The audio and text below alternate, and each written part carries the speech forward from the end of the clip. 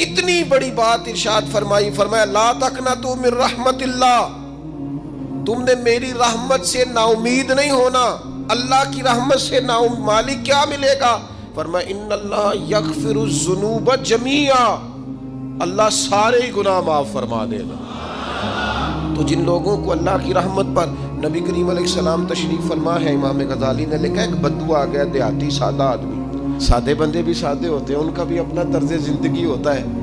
تو بدو آ گیا، سادہ آدمی تھا، آتے ہی السلام علیکم لے کے نا تو کوئی بات ہی نہیں کی، سیدھا سیدھا ہی کہتا یا رسول اللہ صلی اللہ علیہ وسلم یہ بتائیں قیامت کے دن حساب کس نے لینا ہے؟ تو حضور فرمانے لگے بھائی یہ تو بڑی صاف سی اور مختصر سی اور سادہ سی بات ہے، حساب تو اللہ تعالیٰ نے لینا ہے۔ اب اس نے جو لفظ کہے اللہ کے حبیب کی آنکھوں میں آنسو آ گئے، کہنے لگے اگر اللہ نے حساب لینا ہے پھر انشاءاللہ کرم ہی ہوگا۔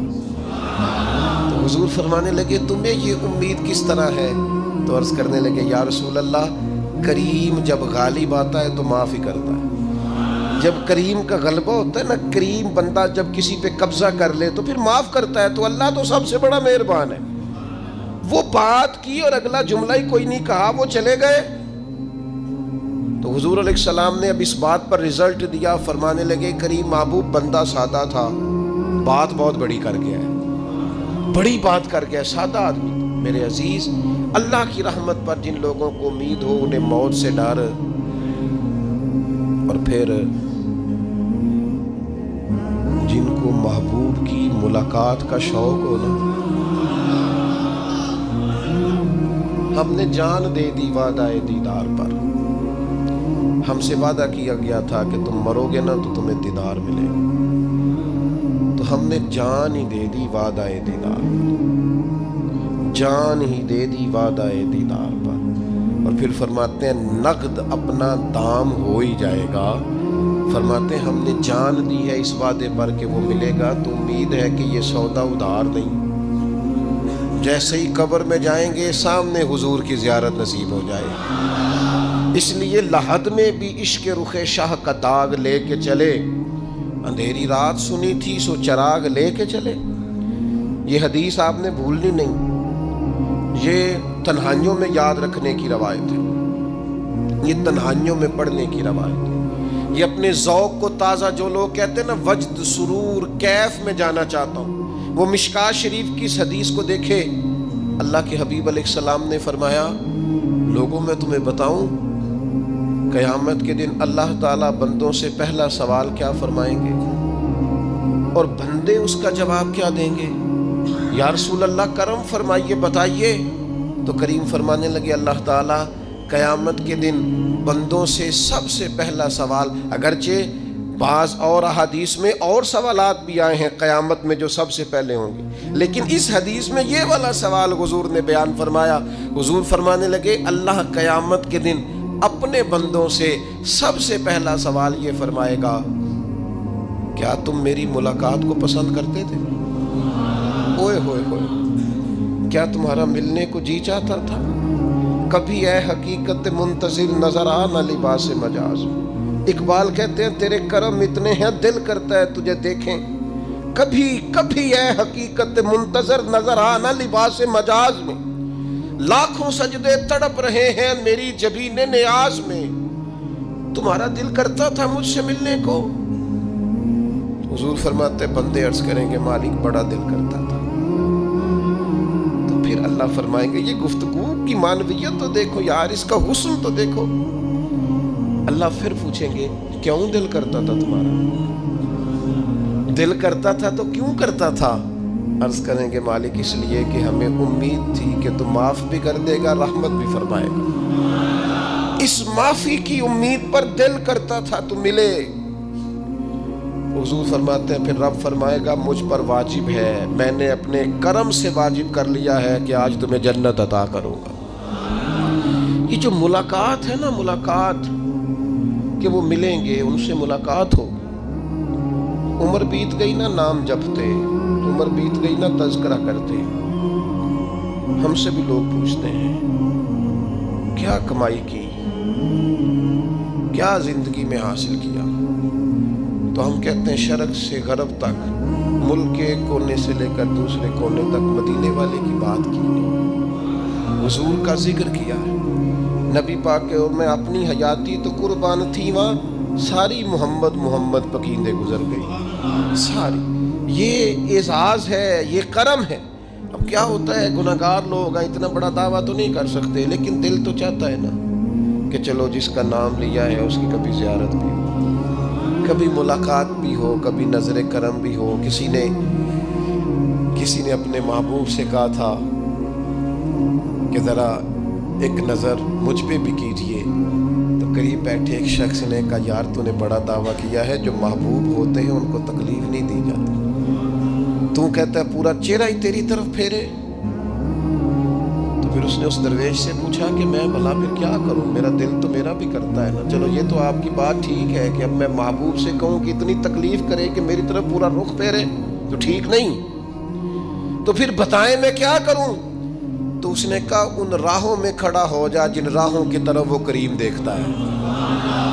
چلو اسی با کردار کو دیکھتے دیکھتے بیچ میں تیرے اوپر بھی نظر، مجھ پہ محشر میں نصیر ان کی نظر پڑ ہی گئی، مجھ پہ محشر میں نصیر ان کی نظر، اوئے ہوئے اللہ کرے آپ کو بھی وہ لطف آئے جو مجھے آ رہا۔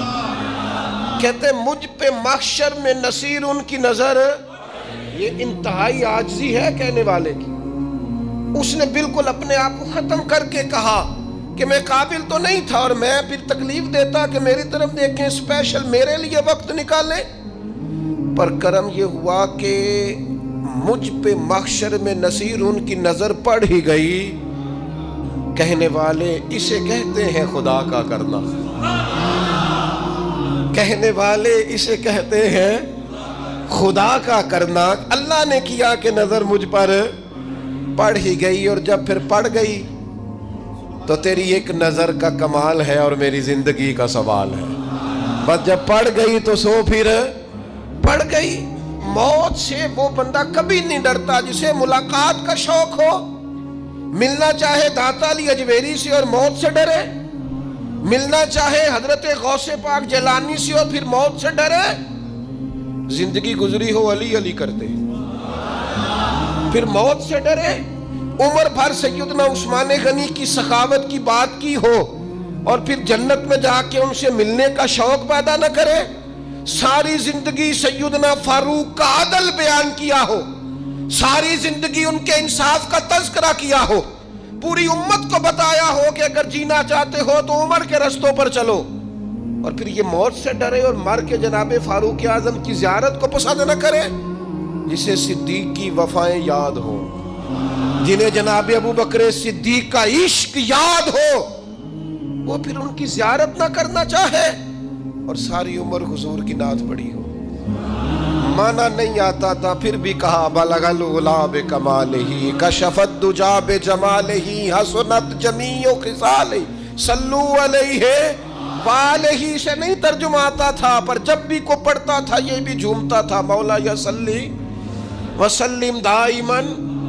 میں آپ کو بتاتا ہوں توتلا آدمی، توتلا اور دیوانہ مجذوب بیچارہ، سمجھ نہیں، توتلا بولنا بھی ٹھیک نہیں آتا۔ مجھے نماز کا سلام پھرا تو وہ جلدی آ گئے، وہ ایک مجذوب آدمی تھے، سادے تھے، تو سلام لی تو کہنے لگے میں گل کرنی سی، تو میں نے ان سے کہا کہ تھوڑی دیر کے بعد ملتے ہیں۔ سادہ آدمی ہے، اللہ مجھے معاف کرے، میں کوئی نقل تو نہیں ان کی اتار سکتا، اس زبان کو ہم توتلی نہیں کہتے، ہم اس زبان کو بلالی زبان کہتے ہیں۔ یہ بڑی خوبصورت زبان ہوتی ہے، یہ جو توتلے لب و لہجے ہوتے ہیں نا، وہ جب بچہ پوری طور پہ اماں نہیں کہہ سکتا، توتلا ہوتا ہے تو کوئی مزہ آتا ہے اماں کو اماں کہلوانے میں۔ جب وہ پوری طور پر باپ کو بابا نہیں کہہ سکتا اور توتلا ہوتا ہے تو کوئی مزہ آتا ہے کہنے میں۔ وہ جب دادی نانی دادا کہتا ہے تو دادے کا دل کرتا ہے یہ 100 بار کہے، چونکہ اسے کہنا نہیں نہ آتا، لیکن اس توتلاہٹ میں جو اس کو لطف آتا ہے۔ مجھے بڑے لوگ آ کے شعر سناتے ہیں، میں نے بڑے خوشگلو نعت خانوں سے زندگی میں سنا ہے، وہ صاحب میرے پاس آئے اور میں نے کہا بعد میں ملیں گے، تو سادہ آدمی ہے، مجذوب ہے، پورا شعور نہیں رکھتا، مجھے کہنے لگا مصطفیٰ جان رحمت کے بعد، مصطفیٰ جان رحمت پہ لاکھوں سلام کے بعد، یعنی معنی یہ تھا کہ سلام کے بعد، تو اب بڑے بڑے سریلے بندوں سے بھی بندہ سنتا ہے میرا دل کرے. اور میں نے جان بوجھ کے ان سے کہا دوبارہ کیا جائے ذرا, کیونکہ توتلے تھے نا. میں نے کہا تو کہنے لگے مصطفیٰ جان رحمت پہ لاکھوں سلام کے بعد او میرے عزیز یاد رکھو ساری زندگی حضور کی نعتیں پڑھی, نبی پاک کے تذکرے سنے, اب موت سے ڈر جائیں. حالانکہ موت تو ایک پل ہے, پل سے گزریں گے تو سامنے اللہ کا دیدار بھی ہوگا, مدینے والے کی زیارت بھی نصیب ہوگی.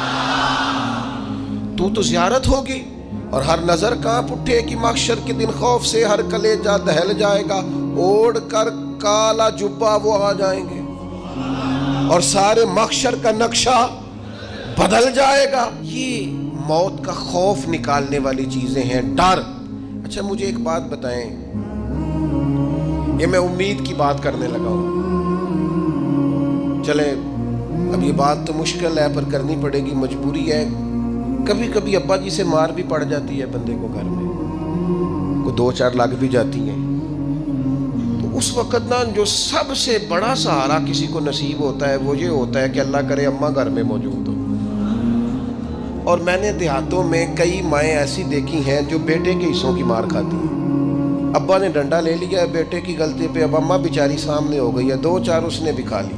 یہ بات آپ سمجھیں, موت کا خوف نکالنے کے مفہوم میں بات عرض کر رہا ہوں. اماں موجود ہو نا گھر میں تو ابا سختی بھی کرنے لگے تو کسی وقت احساس ہوتا ہے کہ جناب یہ سختی نہیں ہوگی کیونکہ میری اماں, اور اماں پوری وکیل بن جاتی ہے کہ نہیں تو نہیں پتا وہ ہو گئی غلطی, وہ فلانے دے منڈے نے خراب کیتا ہے.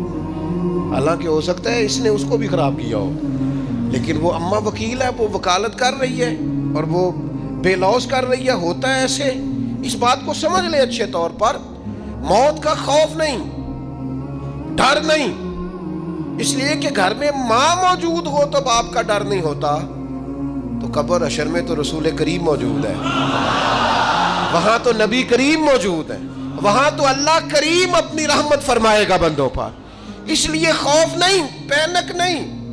اپنی غلطیوں کا احساس ضرور کریں, اپنے اعمال پر توجہ ضرور دیں, لیکن موت کے خوف تلے دبتے نہ جائیں. انشاءاللہ صبح قیامت کرم ہوگا.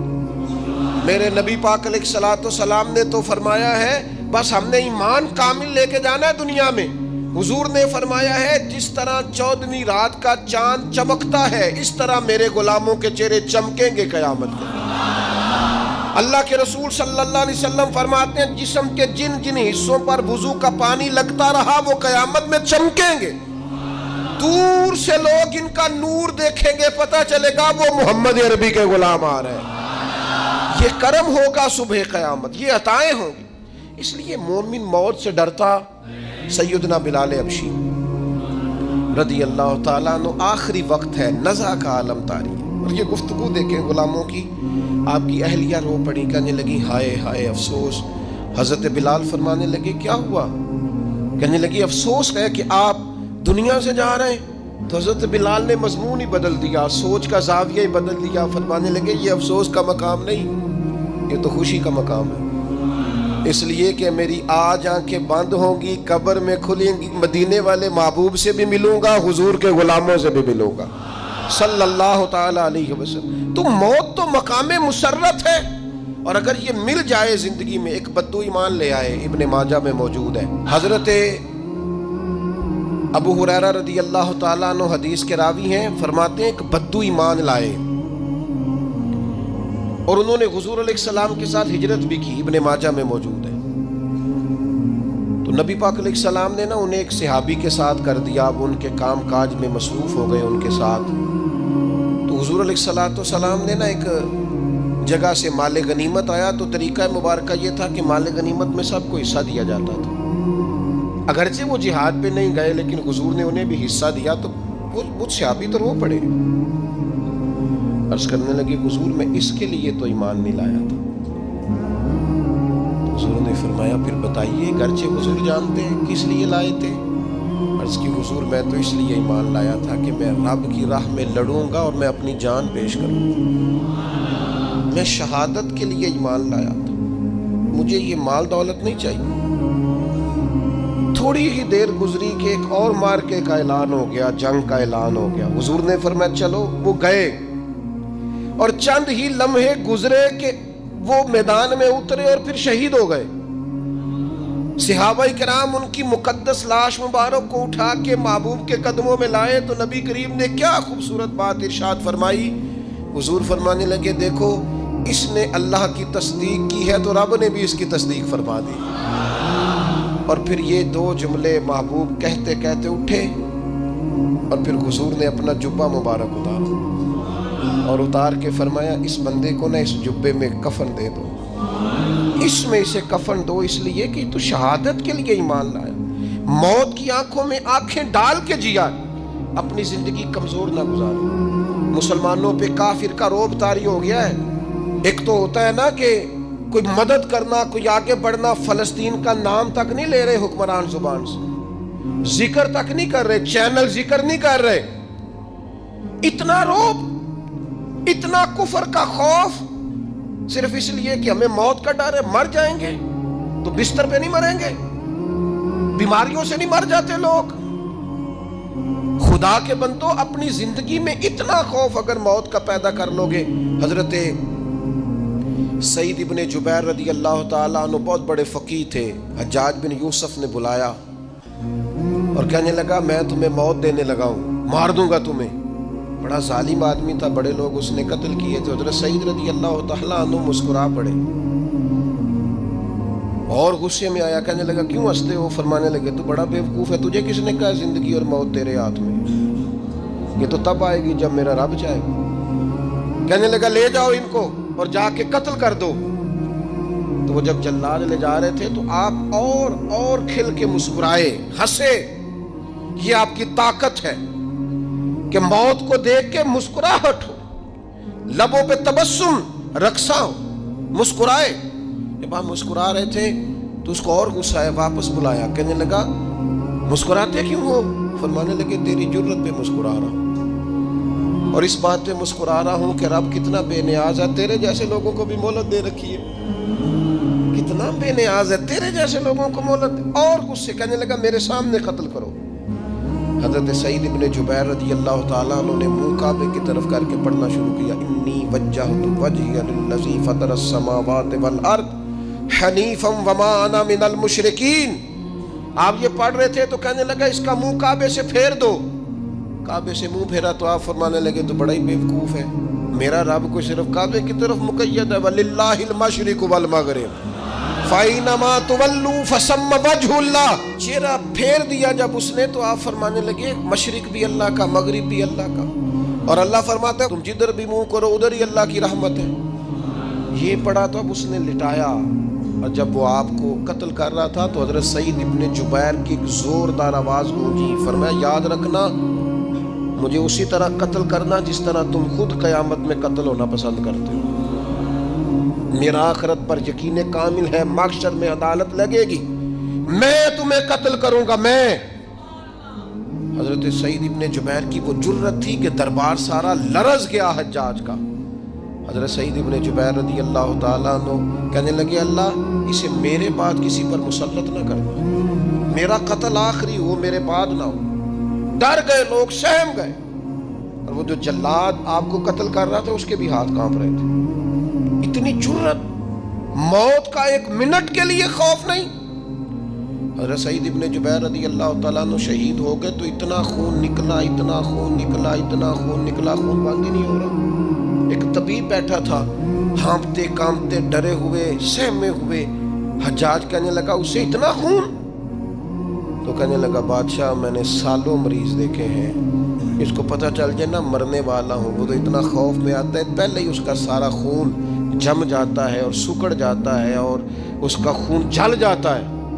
یہ جو بندہ تم نے شہید کیا ہے نا اس میں ایک رتی برابر بھی موت کا خوف نہیں تھا, موت کے خوف سے بے نیاز تھا, اتنا خون نکلا. حضرت سعید ابن جبیر شہید ہوئے اسی دن حجاج کے پیٹ میں درد شروع ہوا, صرف 15 دن. حجاج بعد میں زندہ رہا 15 دن اور ساری رات تڑپتا تھا, کہتا تھا مجھے خواب میں آ کے پیروں سے گھسیٹتے. حضرت سعید ابن جبیر چلاتا تڑپتا 15 دنوں کے اندر. طبیبوں نے کہا تیرا جو مرض ہے یہ کوئی آسمانی عذاب ہے.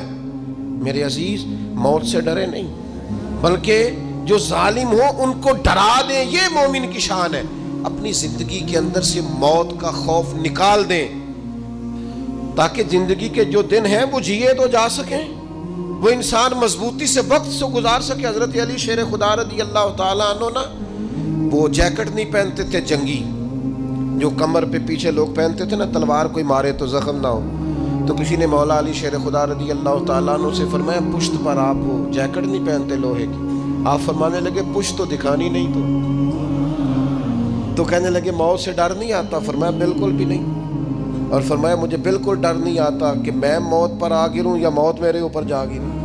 ہم تو شہادت حضرت خالد بن ولید رضی اللہ تعالیٰ عنہ ایک دن نوجوانوں کو خطاب کرتے کرتے کہنے لگے موت سے کبھی نہ ڈرنا، میں نے ساری زندگی جنگوں میں گزاری ہے، میرے وجود پر ایک ذرہ بھی جسم کا حصہ ایسا نہیں جس پر زخم نہ ہو۔ اور جو کہتے کہتے رو پڑے، فرمانے لگے یہ بات کرتے کرتے رو پڑے، فرمانے لگے دیکھ لو زندگی ساری میدانوں میں گزاری ہے، لیکن شہادت اللہ تعالیٰ نے میرے لیے وہاں نہیں لکھی تھی، یہاں اللہ تعالیٰ نے اپنی رحمت کے لیے موت میرے لیے لکھی تھی۔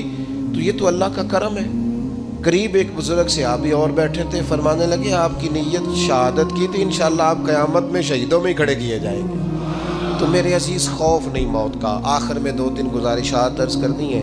ایک تو میری آپ سے گزارش ہے، جنہوں نے ابھی تک قرآن مجید کی تلاوت شروع نہیں کی، وہ ابھی سے آج سے 10 منٹ ٹائم ہو تو مسجد میں بیٹھ کے ایک رکوع پڑھ کے جائیں، قرآن مجید نہیں چھوڑنا۔ رمضان کا تعارف یہ ہے کہ شہر رمضان الذی انزل فیہ القرآن، تو قرآن مجید سے دلچسپی۔ دوسری میری گزارش ہے راشن بانٹنے والوں سے بھی کہ مہربانی کریں لائنوں میں لگانا چھوڑ دیں، اور لینے والوں سے بھی میری عرض ہے کہ اللہ تعالیٰ سارا سال عطا کرتا ہے، 3-4 ہزار کے لیے کیوں اپنے آپ کو آپ تکلیف میں ڈالتے ہیں؟ سارا سال اللہ دیتا ہے۔ اور پھر میری آپ سے یہ بھی اپیل ہوگی کہ طبیعتوں میں حلم پیدا کریں، پرتباری پیدا کریں، یہ بڑی ضروری چیز ہے۔